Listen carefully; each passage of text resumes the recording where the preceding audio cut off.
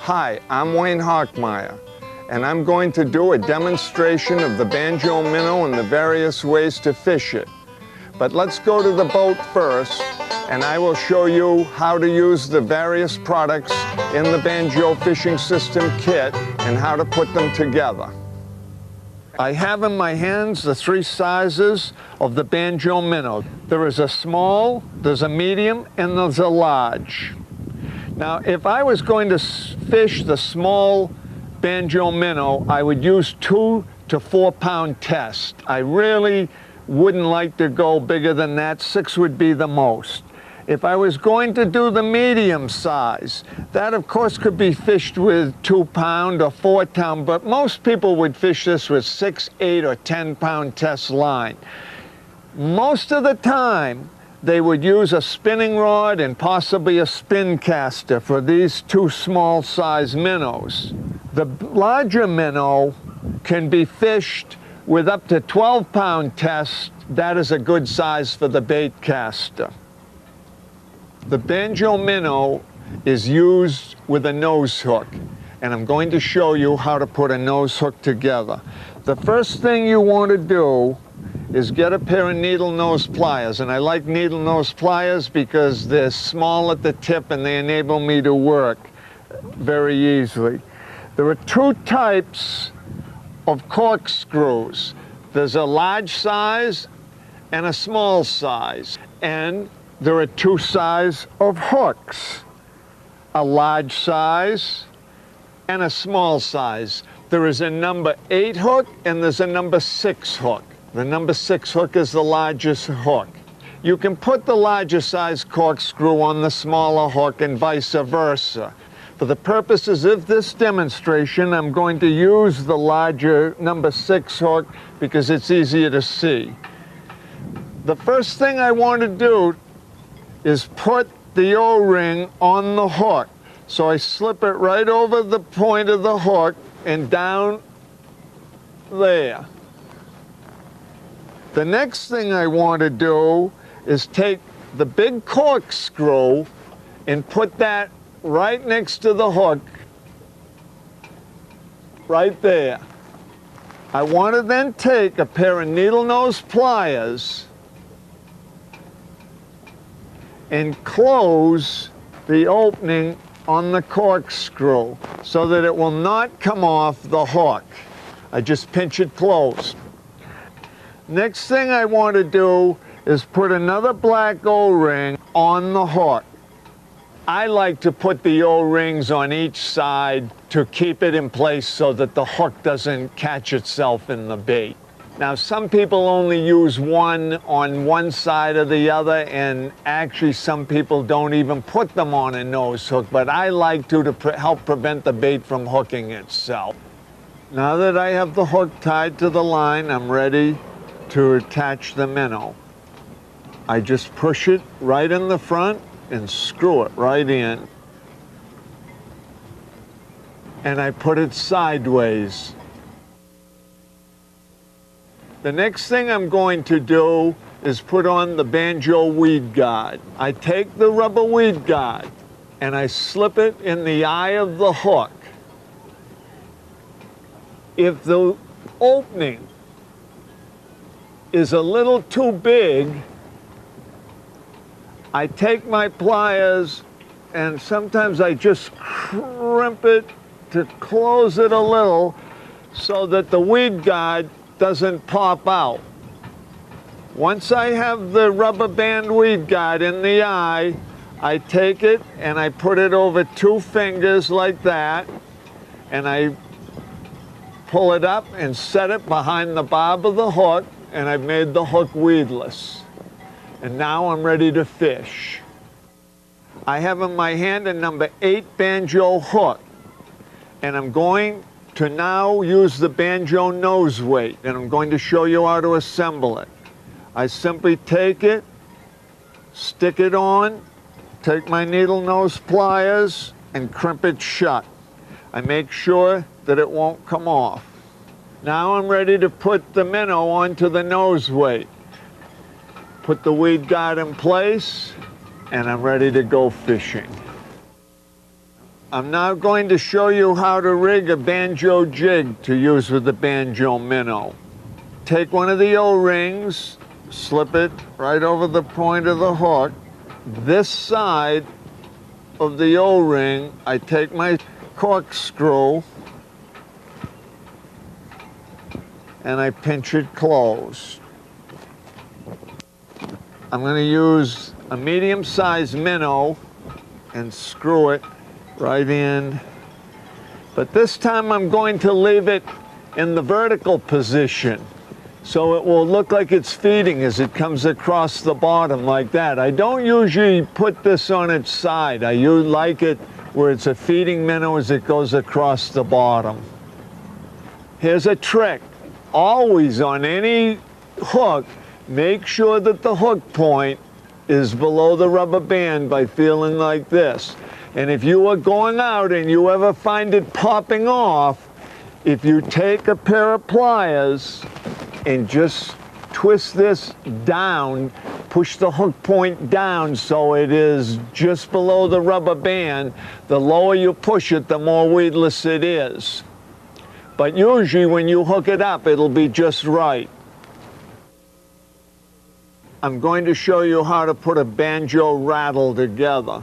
You take a corkscrew, slip it in to the circle, and then I pinch it close so it won't come off, and I'm ready to put it into the bait. There are a number of places I can put it on the minnow. Some people like to put it right under the throat. Some people like to actually put it on the sides, the top or the bottom. I happen to like it right under the throat because I like it to look, if I'm using the red rattle, like that the gills have been damaged. I bring it right up there close to the fish. Surprisingly, it doesn't hurt the action of the bait that much, but you have to remember you're using this in cloudy or murky water to attract a fish to it. So he probably isn't going to see it, he just sees a piece of red near the throat of the fish or the gill section. When you get done, you don't want to use it, you're in clear water, you just unscrew it back out.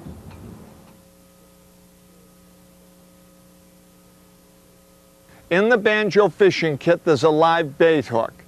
You hook the minnow through the lips, and then use a pair of pliers to hold the hook so that you can keep the minnow out of the way and attach the rubber band weed guide behind the bob.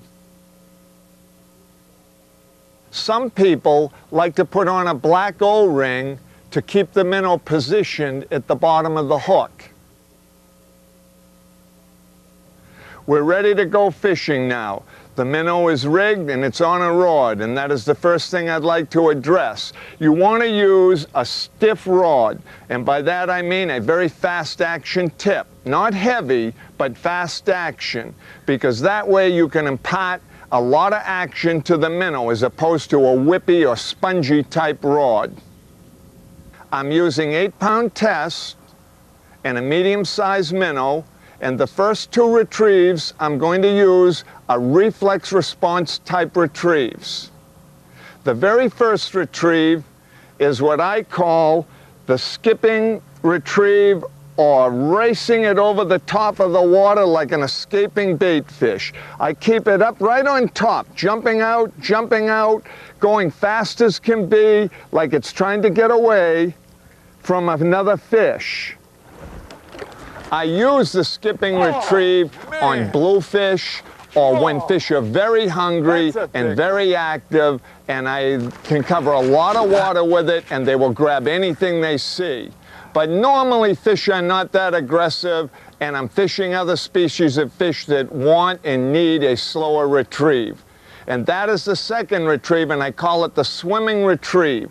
The swimming retrieve is a jerking type swimming motion. I jerk the bait and I wiggle the rod tip as I jerk it, which makes it swim. It's just under the surface, and it creates a wounded, escaping type of action. It is really used when fish are hungry, or they can be induced to hit because they just reflexively bite it. The third retrieve and the fourth retrieve are very different retrieves. They are genetic response retrieves, and they are the retrieves that other fishing lures don't do. They are a complete stop and go retrieve to create a spastic action. Now, the first one is the simplest of all, and it is probably used by more people than any of the other retrieves. I simply cast out and I jerk and I create slack. Jerk and let it go slack. As I do this, I watch my line, because when I create the slack, a fish might pick it up and I wouldn't know it. You must have that lure completely go on its own, and the slack does that. As you pop it and create the slack, the lure takes off on its own and creates a very lifelike action. It's what makes this lure so different from other lures. You reel other lures. This lure, you don't really reel it. You jerk it in, and as you jerk it and create slack, you reel the line, or take the line you've created, that slack, and put it on the reel. Never just reel the minnow, because you kill that spastic action when you do that. You want that minnow to take off on its own, to go left, to go right, and to flutter die. And you can fish a fair amount of water doing this. You're creating a genetic response type movement on top of the water again and again and again, and you can cover a lot of water. Got him. But sometimes fish just won't come up. The dying crippled minnow is done like this. You cast out and you let it die. You just let it sink. And sometimes they'll pick it right up just as it's sinking, dying. If they don't, I just take the rod tip and I snap it. And I let it die. I let it die. I let it die. And I snap it. I let it die. And I snap it.